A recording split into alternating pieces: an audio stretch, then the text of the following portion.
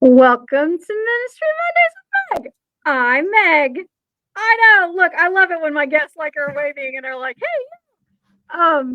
So you guys, welcome. Thanks for listening. Thanks for joining us. Have I got a guest for you today? Um, she's I'm going to call you my new friend. Hey, My new friend. We have actually met. I mean, some of these folks are like brand new friends. I, we've met via email, and that's it. So we've actually met in person. She was here at ABHMS for an event, and I had the pleasure of meeting her there. Wait, did I say who I was? I said I'm Meg. I said that part, and then I got so excited about my guest. So, see, Eden, I told you this is what happens. Well, hey, everybody, I'm Meg. I'm Reverend Meg Biddle. I'm National Coordinator of Ministry Life here at ABHMS. Okay, there's my commercial. there we Now, there we go. I know. Now, on to the show. And my fabulous guest, it's Eden with a smile. I That's mean, me. that's a great, like, even with a smile. Um, Eden Carlton. That's Um, Eden Carlton. Are you Reverend Eden I, Reverend I Doctor? am a reverend, but I prefer not to go and use my title because I find people are not as authentic with me when I use my title as they Mhm. are if I don't use my title. So I don't I usually use my title. I completely understand that. So, Eden. Um, first of all, thanks for being here. Thanks for being a part of the fun, the madness, all that stuff. Welcome, welcome. We're glad you're here. Thank Uh, you. so we hadn't met before. You came for this kickoff event. Mhm. So I'm sure there are people who haven't met you either. Why don't you tell everybody a little bit about who you are, what you do, and we'll just go from there. Sure, sure. So I do actually sign my name Eden with a smile, and my moniker online is Eden with a smile. So I I Googled it did and I do was like, I love that. that. Smile. Awesome. So I'm Eden Carlton, and I am a co-vocational person. So my sort of one business is Marlani Consultants, and I am a strategic consultant who works with corporations, with churches, other nonprofits, and even small businesses to help them plan and change and navigate growth, right? To navigate change and growth. The other aspect of me, if you will, is the ministry side, which I am the founder of an organization called Between Churches. And that organization exists for people who are deconstructing their faith, who are decolonizing their faith, they're questioning their faith. It's a safe space for folks like that to land without judgment. It's 100% digital. It's a safe space online. They can ask questions and not be yelled at or, feel judged as a result of it. And it's just a safe space in these times that's very much needed. Mhm. So that's me in a So nutshell. the between churches thing, d- is it laypersons? Is it former pastors? What kind of So who's people? leading? You mean who I helps mean, who serve? who come to you? I mean, right? For your between churches thing. So Ah, like, is it okay. So is like it who's the demographic? yeah. Yeah, Okay, yeah, yeah. So uh, it's a good way to sort of talk about how yeah. Between Churches started because my original model for Between Churches was to have a Facebook group that I Okay. expected that people would come into. They would ask questions, and I would answer those publicly. So essentially, my content for the group was going to be crowdsourced, right? I figured Mhm. there's lots of questions people have. They'll write the content for me. I don't have to plan anything, right? That failed miserably. Right. Okay. And the reason it failed is because most people did not want to be publicly known as asking questions. So there were people who were in ministry, who are leaders in ministry, who would ask me questions behind the scenes and ask me, what I felt about some of the challenges they were going through, how they should face it. Should they leave their church? Should they stay? Should they stay in the faith? Should they leave? Should they explore something else? No one, very few, very, very, very few, like maybe one person out of probably 80 that joined the group was willing to publicly make any statement. And by public, I mean post a comment. So that original model failed miserably. And so the people who are involved, all kinds of people from all over the world are now involved with the ministry. But it was after I shifted away from that, hey, you asked me a question, or let's talk about this topic. That is when really things shifted in a different direction and broadened our scope. Okay. So you go through this doesn't work. And I get how that's hard to say I'm questioning because, Mhm, then you've lost your faith. Well, mhm, no, I haven't, but mhm, things have certainly changed, and I think God wants us to ask mhm, questions. I mean, how dare we think that God is too small to handle our questions, you mm. know? So when you had this shift, this change, what did what did that look like? Yeah. So what I started to do was, instead of doing a model of crowdsourcing, which was easier on me, right?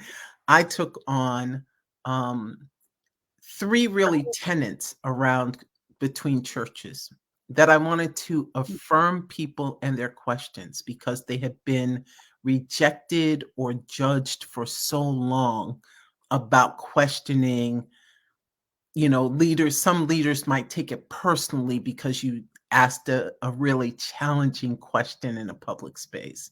Mhm, And so I wanted to make sure that between churches was, again, a soft place to land, a place where you could ask a question without judgment. And so I was really focused on affirmation. And as a result, literally affirmations. And I do a affirmation daily. Well, it used to be daily. I found I need a Sabbath. So I do it 6 days a week. It's just a short little reel, which for those who may not know is a short form video, less than 15 seconds. It is then shared on Facebook, Instagram, TikTok, and YouTube. And many people relate that way. They engage that way. That is the primary way we really get most of the people who engage with the ministry. And I get to hear things like, good golly, I really needed that mhm, today, with a crying emoji, right? Really meeting people at where their need is. The other aspect of it was, as well, I wanted to be able to provide information for people upon which they could make decisions about critical topics that were happening that can impact the church. So I also offered sessions with leading experts. And one of the sessions was last year, like deconstruction in the church. One was sex, gender, and the church, and the other was digital ministry. And so those opportunities. And then monthly, I also had a interactive discussion, which I tried to make multi-generational. I had some millennials there, a couple of Gen X people, as well as some, I'll say, Gen Jones, as well as boomers, to talk about things about faith and spiritual practice. So it's an amalgamation of moving towards that shift, moving towards people want really short form content. They don't want to spend an hour, half an hour listening to what you have to say, giving them information that can spark discussion, and then leaving it up. They don't want to jump through hoops and say, well, I have to be there on Thursday at 7 o'clock. In the Zoom room, well, maybe I'll just stream it Facebook Live and you'll catch it then. And if you don't catch it then, you can catch it when you're up at 3 o'clock in the morning, just scrolling through. And if it's interesting to you, you'll stick with it. And that shift is really what drew more people in. Okay, that makes sense. Mhm. Makes a lot of sense actually. I mean, who's got the time, the energy, the all that to sit and watch, listen to. I mean, yeah, I do like audiobooks and podcasts and things like that, but it's on my drive to Right. to work. So, Yeah. I had to sit, you know, hmm, maybe not so much. So I I have so many questions and like Let them rip. Just let I them rip. know, I I'm know, here but for like it. I was thinking the whole between churches, like I'm like, wow, I could think of like former pastors that could use that kind of that kind of space to bring all that comes with that Mhm. and healing, to find some healing. So maybe Yeah. you don't just bounce from one church to the next. You actually take a little time and be between churches, you know? A little or a lot. I'll Yeah, say that. That's not a popular opinion, but it's a little or a lot. Each right. person, you're responsible for your own spiritual journey. And, there's currently a lot of talk about religious trauma, right? Mhm. And so people are learning about trauma informed care just in general, but now trauma informed care in regard to religion as well.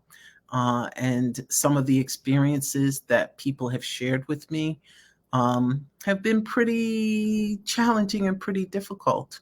And it is interesting that I did do some statistics, and I do want to mention just this one. Sure. So there's something called the nuns, which are people who are completely religiously unaffiliated. And then there's the duns, right? The people who said, that's it, I've had enough. Right? I'm not doing this way anymore. And there was a study that was done with just a small study of people who had left religion. They had left their religion that they grew up with, and they asked them why. And more than half, of course, left because they intellectually just could not align themselves with the faith that they had grew up with any longer. But 11% of the people in that study, and statistically that's relatively small, but 11% left religion because of the unwelcoming attitude that they received when they went. Mhm. Another, I think it was 20 or something percent left because of religious trauma. And Mm. so this is the room we're in that we need to read, right? We have some really great churches and we have some really great spaces where people get to express and worship in ways that they find affirming and comfortable. But there are a lot of people on the margins who don't have Mhm. that same experience. And the goal of Between Churches is not to create a church. My intent is not to be a church. My intent is to give you a soft place to land so you can make a decision as to what you're going to do next. I'm the hallway, if you will, between the churches. I like that you make that, you know, th- this is where I stand. Mhm, I am not to be this substitute. I am just I don't want to say placeholder, but I like that hallway. mhm, I like that a lot. mhm, That's really helpful. yeah. Um, so what's your why? Like why between churches? What's That's really interesting. And it's a great story because it really emphasizes how God starts with small things. So for me personally, I don't think Between Churches would have existed if I didn't have my own deconstruction and decolonization journey. And I started that journey probably in my 20s. I know I only look 22, but I, you know, that was a few years ago, let's just say. But it was off and on. And I revisited that again, probably around the 2020, and just started again, just looking at my faith and trying to remove the colonized lens from it and then see what faith looked like from that perspective. So I think that was one aspect. But at the time, I was also working at a church, um, well, serving at a church where I was trying to help them to expand their digital profile, help them to work on those things because they were sort of not so for being online prior to COVID, but COVID shifted everybody if you wanted to exist. Right. And so I was part of a group called Church Marketing University, and I was working to get my digital marketing certificate. I couldn't quite do it with the church because, again, they weren't quite on board. It wasn't quite something what they were looking for. So I had ended up leaving that church, and I said, well, now I'll just work on it by myself, and I'll either use the data from the church that I worked with because I had all the knowledge. I just couldn't complete the certificate in that I had to demonstrate. I had to show them the tools that they had taught us rather. I had to show them that I did those things as well, and I couldn't do it with them. So on September 11th, 2022, I sat down and I said, okay, I'm going to start. Let me start filling it out. I'm going to do this every Sunday. It's like 12 lessons. I'm going to document in every way. I'm going to get it done. So I started writing it. And for the first time, they usually they ask you questions, what's your name, what's your church?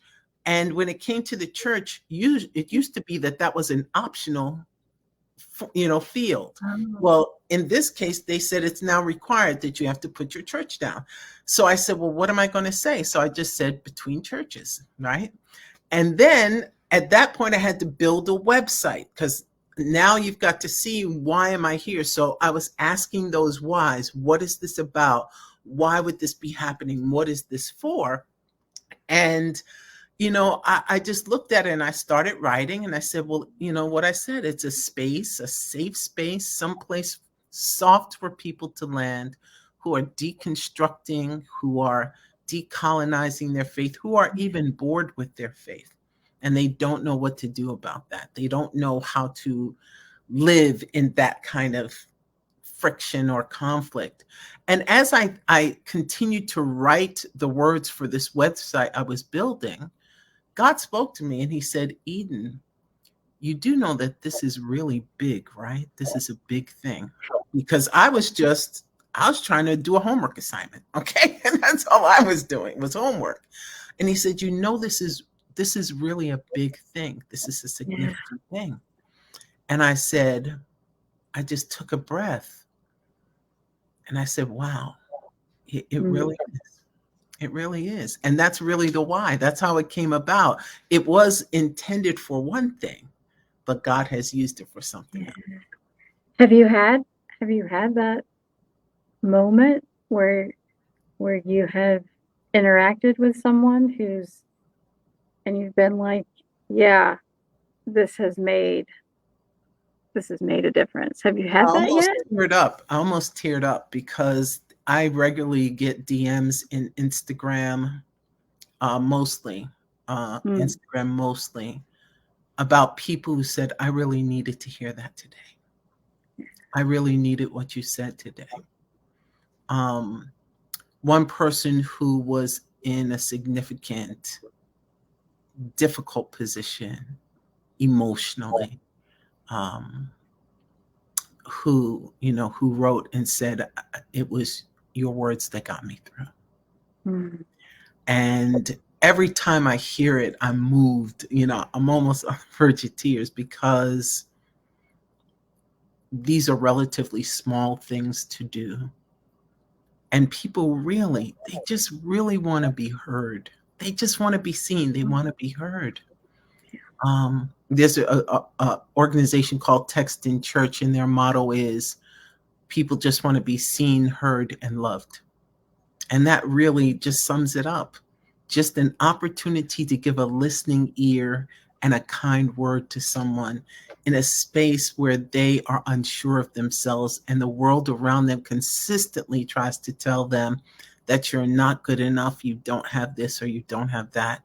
That's really all people are looking for. And outside of the context of, I've got to go to church on a Sunday or sit at a service to hear that. Yeah. This comes every day, uh, Monday through Saturday. In the space of affirmations, we'll be adding some spaces to just breathe, meditations that are coming in this coming month of December. And also, again, ways to explore other topics to discuss with people, other ways to explore faith and spiritual practice, because it can't just be the way it's always been. Now, you're going to find out, Meg, I'm a futurist, okay? I'm not a person. I'm a new wineskins person, okay? Okay?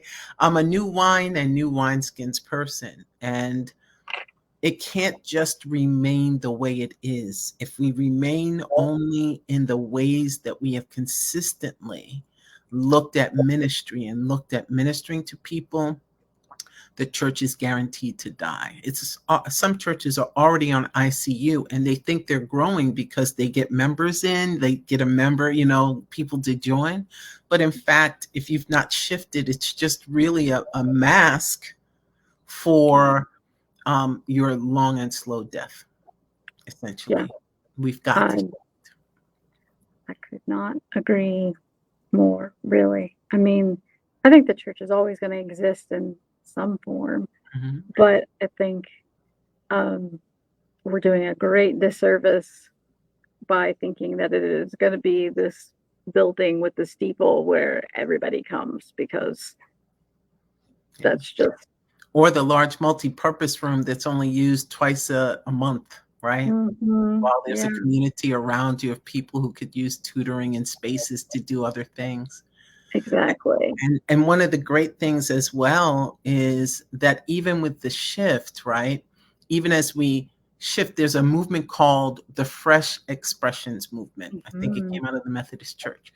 And so church, as you said, church will exist because church will look like going bowling and talking about God, going to brunch and talking about God, going to the bar, for no offense to anyone, going to the bar and talking about God. That it will exist, it'll be in the park after you've had a jog. It'll be in your home after, while you're on social media. This is really, the Fresh Expressions really is the shift that we've got to learn to shift into. Yeah, I agree. I mean, that's why you have things like the dinner churches now that work. And I know when I was in upstate New York, when I was serving at a church up there, the Catholic church, they had a one beer, one question night at the bar.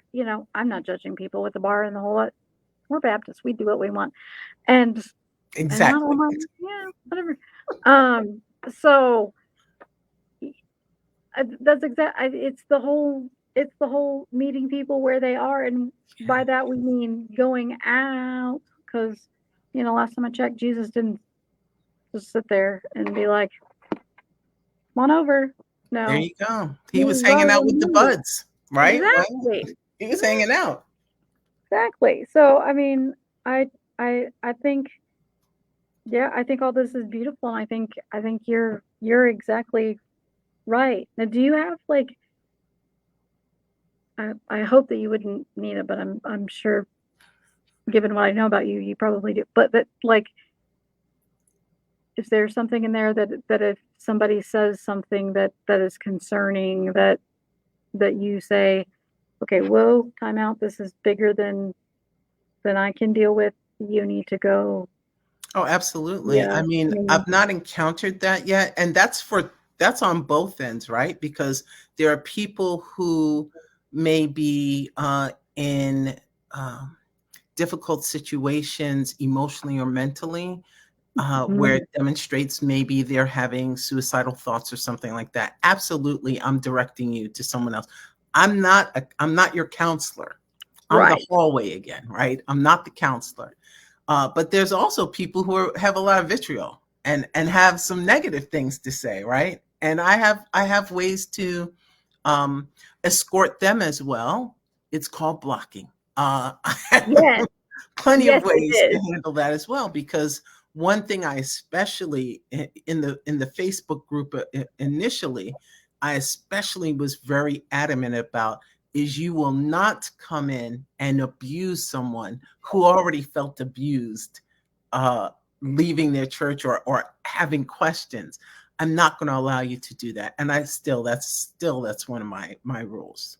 And so I also don't go for the hey beautiful blah blah blah. No, we're here for we're here for a reason. I understand the scam is things, and I'm not here for that. So there are other services and things that I would point Right. people to if they need. Because again, I'm the hallway. Mhm. I'm a very luxurious Yeah, hallway. I love. That's right. That's right. We can love There's Jesus and love nice things, you concierges and know? everything. Exactly. Exactly. But no, yeah, I understand that whole and the yeah, that's just on like my list of things I don't love for 1,000 Alex There you go. is the that stuff. So but I'm glad you haven't encountered um someone where you've had to do that, but that Mhm. Mhm. that those safeguards are there, Absolutely. are there. And yeah, and I have been to one of those fresh expressions, conference, and I think those are great, ways for people to realize, Mm. hey, um, there are other ways to do this, and it doesn't have to look like a building. And it's, in my opinion, better if it doesn't look like a church building. So I I love that you offer all that. I'm sure given what you do in your other role, like Mhm. that must really inform you. I mean, Yeah. or help at least some Mhm. to go. Absolutely.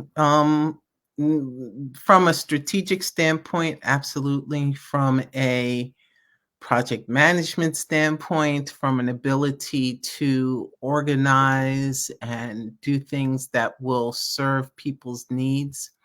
And especially, I'm an IT person as well. So that's where I really lean into digital because I did want just a total digital space. Mm, And some of it came about because, even in 2021, we were still dealing with the vestiges of COVID. Even in 2023, we are still dealing with the vestiges of COVID plus RSV now. And there are still plenty of people who don't want to go out, who don't want to be out. But the convenience of I can just pick up my phone and I can press a button as I'm relaxing in my home or doing whatever. I can turn on my smart TV and watch something or participate in something that's real quick. And it doesn't take all my time. I don't feel like it's a withdrawal from me in order to participate. yeah. Yeah. No, I get all of that. All of that. And not having to deal with the politics of a organization and all of all of that. And if I can add in one thing that I want Sure. to say, if I can sort of, somebody may be questioning, sure, Yeah. that sounds nice, right? Sure, it sounds nice, but is it impactful? And I want to thank you, Meg, because it had me take a look at what has Between Churches accomplished over the last year. So as I mentioned, we started in September of 2021, and by 2022, I knew that that failed and it wasn't working. I had to shift, but I didn't understand how to shift. I then came up with this idea, but I didn't start this until January 2023. So there's a daily affirmations, as I mentioned. There's also topics on key topics or critical topics for the church, and then some interactive discussions. So across all my social media platforms, which is for Facebook, Instagram, TikTok, and YouTube, follow me if you would like. That would be great. We'll put all the link, everybody listening and or watching. We'll make sure that per the usual, we put all the goodies, the links and the ads and all that in the show notes. Never Thank you. fear. Thank you. Absolutely, my pleasure. But Back, since back to you. January, we Yeah. have reached, it's at least just in Instagram alone, we have reached over 200,000 people in just Instagram alone. And that was only 2 months of Instagram, Oh my. right? I average monthly now about 14,000 people on Instagram alone again. On Facebook and TikTok and YouTube is just growing because I only just started it because I had a friend who's not on socials, but she loves YouTube and YouTube Reels. So I started it there. On Facebook and Instagram, I average about 8 or 9,000 a month. I'm sorry, on TikTok. Yeah. So reach is incredible. So my reach in the last 28 days alone has been 29,673 people. I don't know that I would call that first one a failure. I mean, really. Well, That's this was before. This is after I I shifted. don't know. Yeah, but had you not shifted, had you not gone through, Mhm. then those thousands, literally thousands of people that you now have the opportunity to minister to. Exactly. And And you're a tech person, so you understand it's not just reach, now it's yeah, engagement, right? it's So engaging. for engagement, it's about 6,000, a little over 6,000 people a month. Yeah, So when you go to church on Sunday, are you all hitting those kinds of goals? Are you looking at that between your in-person and your hybrid digital experience? It's easy to reach 30, 40, 50, 100,000 people. There's ways I can tell you how to do that. I know how to do that, right? I even have a certificate now, right? That says I can do that. But the engagement, getting people engaged, right? And making sure that people have a similar experience, both in person and online, that online people are not just voyeurs of what you all are doing in the sanctuary is really, really, really, really, really important. So digital is a great venue, right? As I'm showing, I started on January 27th with doing these affirmations and giving just short bursts of encouragement to people online. And this is monthly where we've gone. I had one video that literally had 48,000 views. So these are the kinds of things that, because it resonates with people, they're like, yeah, this really is what I needed to hear at this time.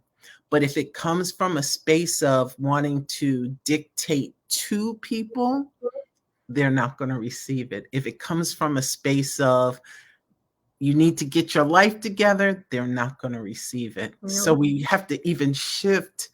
And I know people are super uncomfortable with that. We have to shift how we're saying it. We have Yeah. to not just what we're saying. It is what we're saying, but also how we're saying it. This But is it, so it, good. it works, and as they say in church, I don't know if they say it in your church, if it'll work for me, hallelujah, it'll work for you too. And if they don't say it in your church, listener, viewer, you know, we know churches where they do. Um, Not trying to take anybody away from their places, but we can name a few. You can go and And let me say one more thing about those mm, numbers to put it in yeah, context. yeah. So just like in church, you have members and visitors, right? Mhm. So for me on social media, for those who are not as familiar or not as comfortable with technology, it's about followers. Who's following you or who's not following you? If they're following you, it's sort of like a member, right? If they're not following you, then they're like a visitor. So the majority of my content is with visitors, with non-followers, right? So I only have 9,000 followers between all four platforms, right? I only have 9,000 followers, but it is a reach of 28,000, 29,000 with only 9,000 followers. That's lots of visitors, right? And the other thing is, who do you think is the primary generation that is receiving this? Okay. Yeah, that was what I've been wondering. All that was Mhm, one of the questions I scratched over here on my posting mhm. note. So either it's those older folks or it's like the younger. I think it's like got to be Well, what choices are outside of that? You got the olders or no, the right, youngers? right. No, like I think it's like either our like our older boomer generation, like Gotcha. or I'm thinking more like our young what Gen Z Hmm. is where I mean I don't know. I'm intrigued. Yeah. What's the answer? More than 50% of the people who engage with my content are millennials between Are 25 and 44. It's millennials, more than 50%. really? Yeah, more than 50%. There's your Jeopardy question answered. Right. Wow. Yeah. And then Wow. that's next followed by, in Instagram, it's followed by Gen Z. And that's, I even have, believe it or not, some followers who are between the ages of 13 and 18. See, that's what I was wondering if But it's about a that. very, so there's only 1%. It's a very, very small percentage. Mostly it's 18 to 24 Gen Z. Okay. And And then, then LGBT say community? that again. The LGBTQ community at So all? I don't, they don't give you demographics Okay. on any kind of gender preference or Okay. gender identity. They just give you Okay. age and the, well, I'm lying. They do give you gender identity, but they only give you two choices, men Okay. or, right? Okay. So they'll So do the it nice does one. not really lend Okay. itself well for that.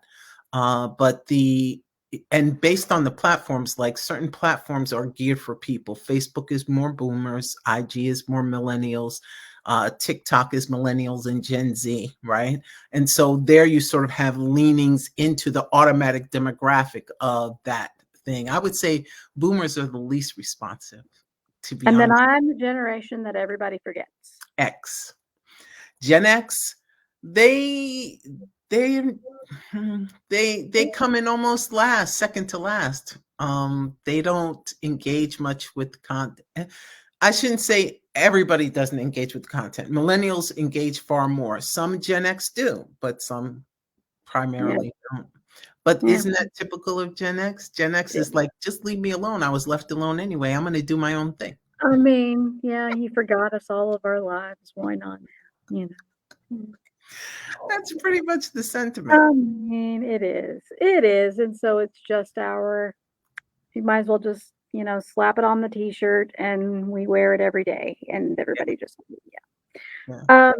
So, I need to know about the joy thing Ah, because yes. that, I Yeah. mean, I, I can't wait to see how you answer this question because you said I would be surprised, right, by your Be answer. nice. So, what is that? What is that thing that brings you joy? Like if she's going to say like taekwondo or you'd be like, Zip okay, lining through yeah. Mexico. No, I I'm not mean, nope.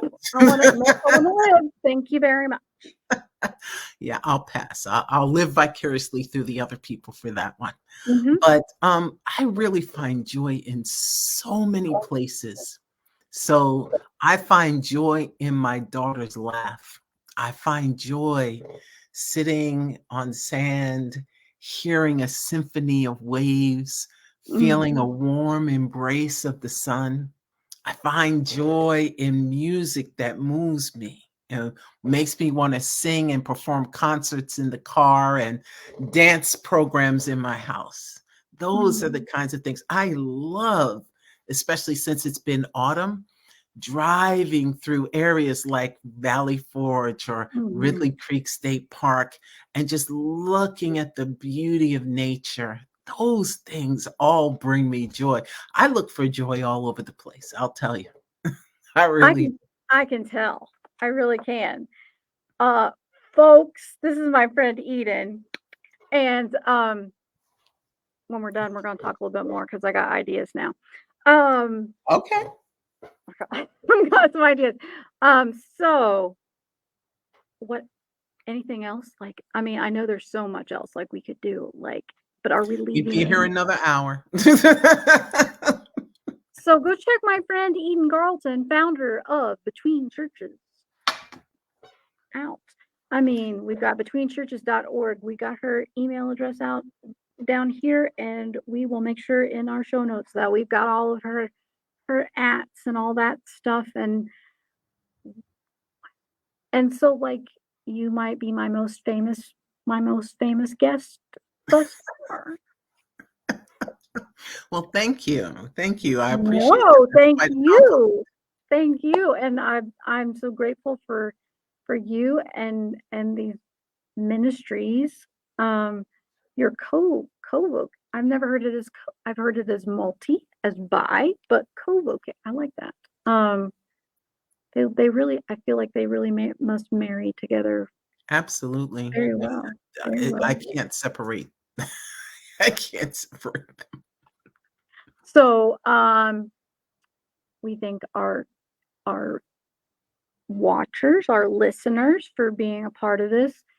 New episodes air at 11 a.m. Eastern Time on Mondays, but you can find us anytime. So you go to your search engine and just put in there Ministry Mondays with Meg, but you got to put the with Meg because there's all sorts of Ministry Monday people who had ideas too, but you don't want to go Ministry Mondays with Tom. Tom's probably very nice, but come here where we ramble and we have fun guests and we learn lots and share about life and all that stuff. Thank you again. I appreciate you. Blessings to you and for our audience. We'll see you next time. Bye.